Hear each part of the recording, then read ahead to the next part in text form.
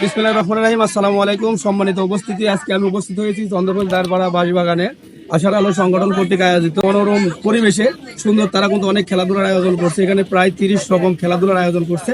আপনারা দেখতে পাচ্ছেন অনেক দর্শক কিন্তু আজকে এই জায়গায় উপস্থিত হয়েছে। আমার মা বোনেরা, ছোট ভাই, বন্ধু সমতুল্য চাচারা সকলে কিন্তু উপস্থিত আছে। এদের মধ্যে আজকে আমি আমার পক্ষ থেকে একটি খেলা আমি অনুষ্ঠিত করছি এবং আমাকে সুযোগ করে দিয়েছে, এই জন্য আমি কমিটিকে অসংখ্য ধন্যবাদ জানাই।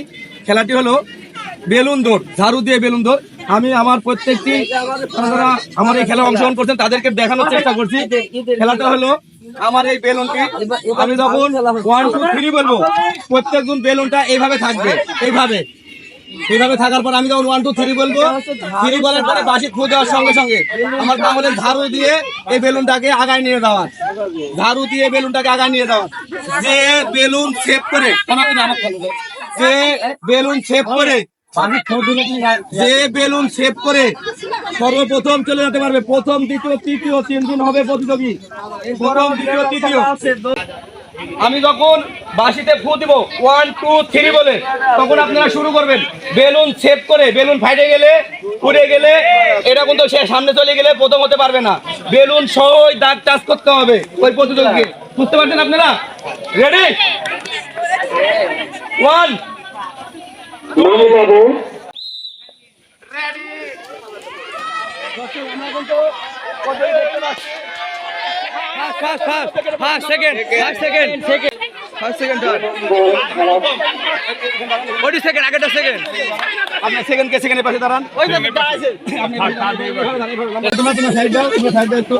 আচ্ছা, আপনি প্রথম আজকের এই খেলাটি আপনার কেমন লাগলো? জীবনে কোনো সময় এরকম খেলা খেলছেন? আনন্দিত কিনা? ভালো লাগছে না? খুবই ভালো লাগছে। আপনাদেরকে অসংখ্য ধন্যবাদ।